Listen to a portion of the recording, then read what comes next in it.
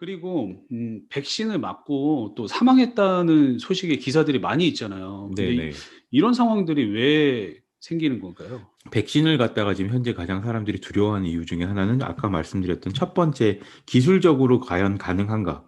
두 번째 그럼 왜 사람들이 생각하기에 백신을 맞고 났는데 죽었다는 그 사망 보고가 올라왔냐라는 얘기를 할 수 있는데 사실 많은 분들이 확인을 해본 결과로는 백신을 맞고 나서 사망을 한 건데 예. 백신에 의해서 사망을 했다라고 볼 수가 없는 부분인 거예요. 그러니까 즉 사람들이 음. 살아가면서 사망을 할 수도 있고 기저질환이 있거나 다른 이유로 해서 죽을 수도 있었는데 그분이 돌아가시 직전에 백신을 맞았기 때문에 사람들 입장에서는 어?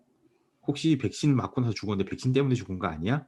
라고 음. 생각을 할 수는 있지만 실제로는 그게 아니라는 거죠. 상관관계가 없다라는 거예요. 상관관계가. 그냥 음. 순서대로 앞뒤 그냥 시간차로 의해서 나타난 현상들이 언론의 보도나 다른 보도들에 의해서 백신 맞고 죽었으니까 그 백신 때문이 아니야라고 오해를 할 수 있는 부분이 생긴다는 거죠. 음. 이해가 조금 안 되실 수도 있는데 지금 무슨 얘기냐면 백신을 맞든 안 맞든 기저질환 때문에 사망하실 확률이 높았던 분들인데 음. 백신을 맞고 나서 돌아가심으로 인해서 사람들이 생각하기에는 백신 때문에 돌아가셨다라고 생각을 할 수 있는 그런 부분이 하나가 있는 거고요. 또 이게 또 대놓고 얘기하자면 언론에서도 자극적으로 그렇게 기사를 만드는 거고. 그럼요. 훨씬 심하죠. 특히나 미국에서도 보게 되면 예. 현재 사망률 보고가 약 100만 건당 한두 명이 나올까 말까라고 하는 수준이거든요. 거진 예. 없다고 보시면 돼요. 예. 근데 그게 백신을 맞고 나서 보고됐다라는 이유만으로 그건 백신에 의한 거라고 얘기를 하기는 힘들다라는 건데 음. 언론에서는 백신을 맞고 죽었으니까 그건 백신 때문이다라고 생각을 하고 써버리는 경우가 생기는 거죠. 그러면 많은 사람들은 불안감에 휩싸일 수밖에 없는 거고. 그러니까요. 아니 언론이 세상에 유익함을 주지 않고 그냥 해악을 그냥 뿌리고 있네요. 그쵸. 아. 그래서 보통은 미국 같은 경우는 어떻게 되냐면 사망 사고가 발생을 하면 바로 보고를 하는 게 아니고 언론에서 예. 얘기를 하는 게 아니라 예. 2-3일 정도를 추적하고 조사할 수 있는 시간들을 좀 줘요. 아 그래요? 그래서 이제 그걸 갖다가 더 막 뻥튀기를 한다든가 더 많이 부풀리지를 않고 얘기를 하는데 한국에서는 그런 게 아니었잖아요. 특히나 독감 백신 때도 이미 그 일이 한번 있었어요. 아 그래요? 독감 백신 작년에 맞고 사망자가 발생했다. 근데 사실 독감 백신 때문인 게 아니라 사망률이 차이가 없는 그러니까 백신을 안 맞았어도 돌아가실 수 있는 확률이 있었던 분들인데 예. 백신을 맞고 독감 백신을 맞고 돌아가셨다는 이유로 독감 음. 때문이다라고 잘못 보도가 나간 거죠. 그거는 조금 언론의 부분에 있어서 문제가 되는 부분 같습니다. 진짜 알겠습니다. 네. 여튼 그래서 "백신 때문에 죽을 리는 없다. 그렇기 없다 때문에 생각하시면 예 됩니다. 없기 때문에 예. 불안해하지 않아도 된다." 네. 예 알겠습니다. 그리고 현재 나와 있는 백신의 종류가 어떤 게 있고 그리고 어떤 거에 맞는 게 제일 좋을까요? 사실 요 부분은 조금 애매해요. 왜냐면 예. 이게 좋다 저게 좋다 이 얘기를 드릴 수는 없는데 예. 일반 기술로 얘기를 하면 모더나, 파이자, 애스트라제네카에서 만든 백신들은 예. RNA 기반 혹은 RNA 관련된 DNA 기반된 백신들이에요. 예예. 그러니까 기술적으로 아까 말씀드린 전혀 문제가 없는 부분인 거고 예.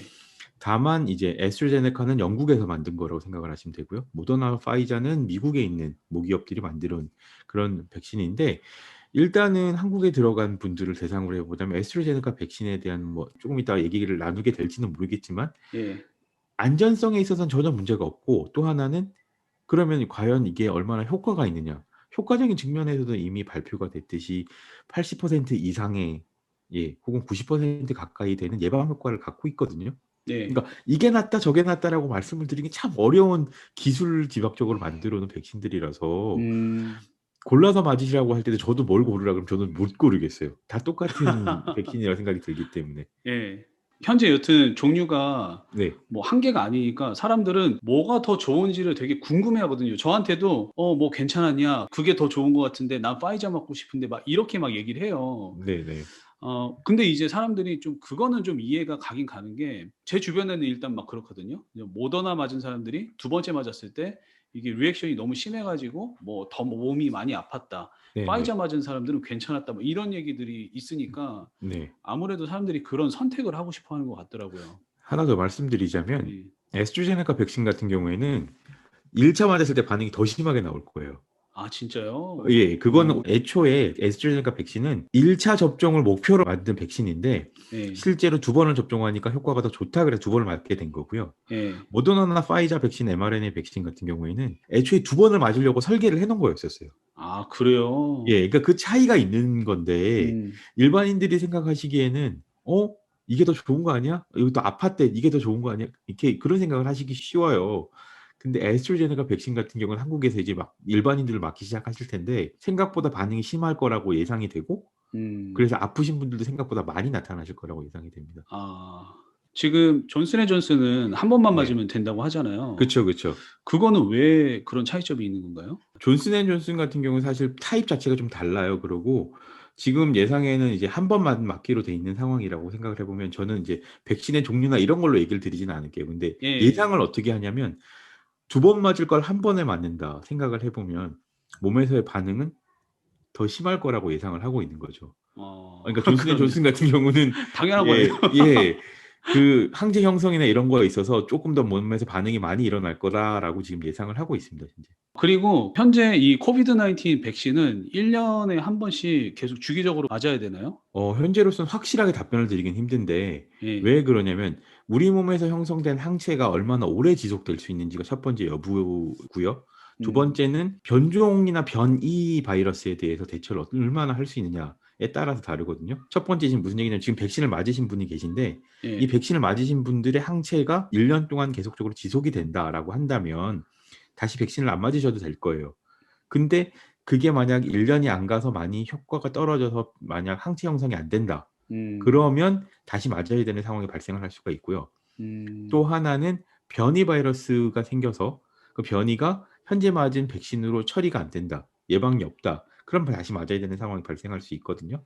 근데 이제 둘 다 말씀드리기 현재 힘들다는 이유가 뭐냐면 중화 항체라고는 우리 몸에서 항체가 형성이 된 거를 예. 얼마나 오랫동안 유지되는지는 아직 데이터가 없어요. 아 왜냐하면 이제 맞기 시작한 지 3 개월밖에 안 됐잖아요. 그러니까 이것도 시간이 흘러서 데이터가 쌓여야 된다는 거네요 그렇죠. 그러면? 그거를 이제 확인을 계속해서 뭐 몇 개월이 지났을 때 여전히 효과적이다라고 얘기가 된다면 안 맞아도 될 거고 그게 아니라 음. '아니다. 이건 맞아야 된다.' 싶으면 맞아야 될 수도 있고 그러니까 독감이랑 살짝 비슷하게 비교를 해볼 수도 있을 부분인 거예요, 이 부분이. 아. 저희 독감 주사는 1 년에 한 번씩 맞잖아요, 백신에서. 그쵸, 그쵸. 그리고 좀 전에 이제 얘기하면서 우리 변이 바이러스 얘기가 나왔는데 그 네. 변이 바이러스는 어떻게 생기는 거예요? 그리고 사람들이 그러잖아요. 이제 어느 나라의 변이 바이러스, 어느 나라의 변이 바이러스 이런데 근데 네. 그게 다 코로나 바이러스라고 하니까 네네. 어떤 기준을 가지고 그걸 같은 코비드 19 이라고 얘기하는지. 예. 일단은 그 코로나 바이러스가 처음 발생을 하고 나서 예. 각 나라로 다 퍼졌잖아요. 그렇죠. 근데 퍼지는 중간에 계속 바이러스는 진화를 하려고 하는 거예요. 음. 계속 순간적으로 계속 바뀌는 게 걔네들의 특성이거든요, 그 DNA가. 아 그래요? 예. 왜냐하면 걔네들은 DNA를 마구 바꿔도 살아가는데 전혀 문제가 없는 거예요. 와 신기하네요. 그러니까 예 사람이랑 많이 달라요. 어. 사람은 그게 DNA가 잘못되면 여기 잘못됐어. 얘네는 되돌려야 돼." 혹은 "얘네는 이 세포를 죽여야 돼." 이런 시스템이 있는데 변화하게끔 생성이 돼 있어요. 음. 그러다 보니까 계속적으로 변이가 생겼는데 이제 유명해진 브라질, 영국, 남아공 여기서 이제 변이들이 많이 변화된 부분을 공통적으로 가진 애들이 나타나기 시작을 한 거죠, 거기서. 그래서 각 음. 나라의 특징의 이름을 붙여서 남아공 변이, 뭐 브라질 변이, 영국 변이 이렇게 얘기를 하게 되는 거고요. 음. 걔네 특성 자체가 계속적으로 변하기 때문에 변할 수밖에 없는 그런 음. 구조를 갖고 있어요, 걔네가. 아 그러면은 그 기본적인 특성 자체는 이 네. 같을 거 아니에요? 그쵸. 그러면 기본적인 구조는 같죠. 네. 그렇기 때문에 현재 백신 가지고도 가능하다라고 얘기를 하는 그렇죠. 거겠네요. 근데 이제 남아공 변이 같은 경우는 쪼끔 이제 효과가 떨어진다고 얘기하는 게 백신이 우리 몸에 들어와서 만드는 항체가 처리할 수 있는 바이러스를 꼭 맞게끔 해야 되는 부분이 있거든요. 그 아 항체가 예. 바이러스하고 맞는 데가 있는데 예. 고 부분이 남아공 변이는 쪼끔 바뀌어 있다는 거예요. 음. 그래서 우리가 몸에서 형성된 항체가 그걸 처리하는 데 효과가 좀 떨어질 수 있다라고 얘기를 하는 음. 거죠.